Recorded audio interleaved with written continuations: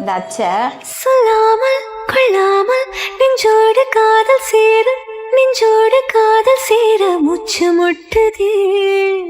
இந்நாளும் கைகோர்த்து போகும் பாதை கண்ணில் தோன்றுதே.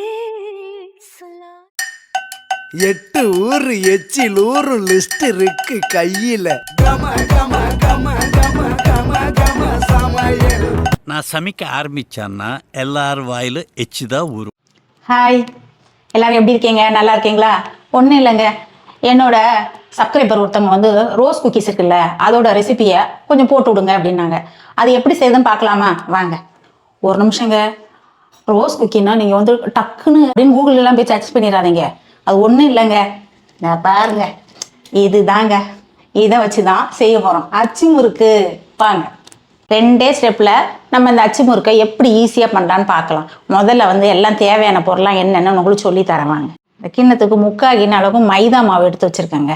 1/4 கிண்ண அளவுக்கு அரிசி மாவு இருக்குல்ல, நான் வந்து இந்த இடியாப்பு மாவு தான் எடுத்திருக்கேங்க. இப்போ நீங்கள் வந்து பச்சை மாவு இருந்தாலும் ஓகே தான். இது வந்து பவுடர் சுகருங்க. 1/2 கப்புக்கும் குறைவாக தான் எடுத்துருக்கிறேன்.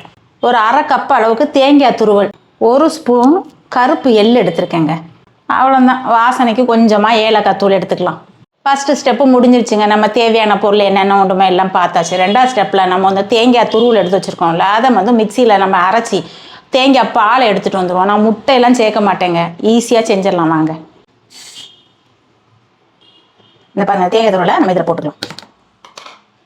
இதை இப்போ நம்ம அரைச்சிட்டு வந்துடலாம். பாருங்க, தேங்காவை அரைச்சிட்டு வந்துட்டேன். நல்லா திக்கான பாலாக இதை எடுத்துக்கணும். படிக்க ஊற்றிட்டோம்.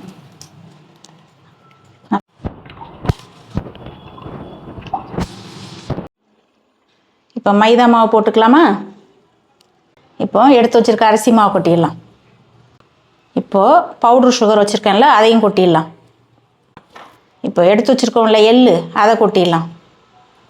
1/4 ஸ்பூன் அளவுக்கு வாசனைக்கு ஏலக்காய் தூள். அதில் எல்லாத்தையும் ஒரு கலக்கு. ஒரு பிஞ்சு அளவுக்கு உப்பு சேர்த்துக்கிறேன். இப்போது நம்ம திக்காக எடுத்து வச்சுருக்கோம்ல தேங்காய் பால், அதை இதில் அப்படியே சேர்த்துக்கலாம். கொஞ்சம் கொஞ்சமாக சேர்த்து கலக்கிக்கலாம்.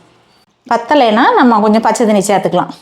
ரொம்ப ஈஸிங்க இந்த அச்சு முறுக்கு செய்கிறது, அவ்வளோ டேஸ்ட்டாகவும் இருக்கும்.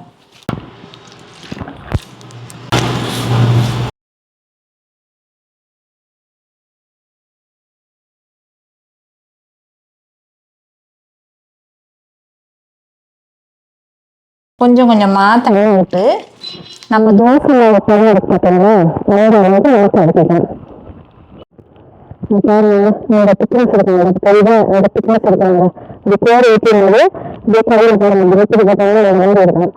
இது ரொம்ப அகலமான பாத்திரமா இருக்கு பார்த்தீங்களா, அதனால இந்த மாதிரி ஒரு குடுவை மாதிரி ஒரு பாத்திரம் எடுத்துருக்கிறேன். இதில் இதை ஊற்றிக்கலாம். அப்போ தான் அந்த அச்சு முக்கி நம்ம எடுக்கும்போது கரெக்டாக இருக்கும். இல்லைன்னா மாவு ரொம்ப கம்மியான மாதிரி ஆகிடும். இப்போ ஸ்டவ் பற்ற வச்சுருவோமா?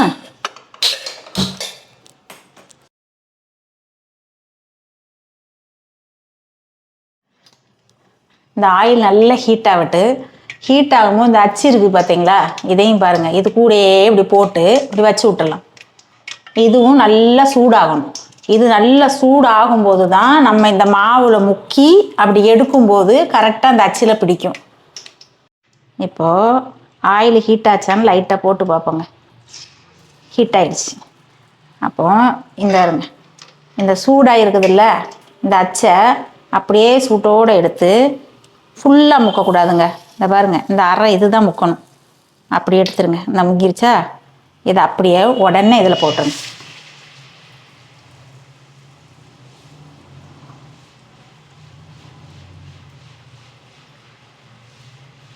அவ்வளோந்தாங்க.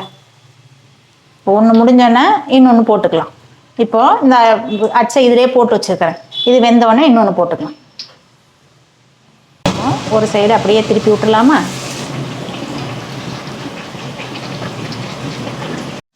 இப்போ எடுத்துருவோமா? இப்படி தான் நம்ம ஒன்றா போட்டுடுங்க. என்னென்னா இந்த அச்சு முறுக்கு ஒரு 3-4 அச்சு சேர்ந்தது மாதிரி இருந்ததுன்னா ஈஸியாக இருக்கும். இதே மாதிரி ஒரே அச்சில் இருந்துன்னு வச்சிங்களா, ஒன்றா போட்டு பொறுமையாக எடுக்கணுங்க. அதுதான் கஷ்டம், வேறு எதுவும் இல்லை. சொல்லாமல் கொள்ளாமல் நெஞ்சோடு காதல் சேர நெஞ்சோடு காதல் சேர மூச்சு முட்டுதே லைக் பண்ணுங்க, கமெண்ட்ஸ்ல இதே மாதிரி செஞ்சு பார்த்துட்டு எனக்கு சொல்லுங்க. ஓகேவா?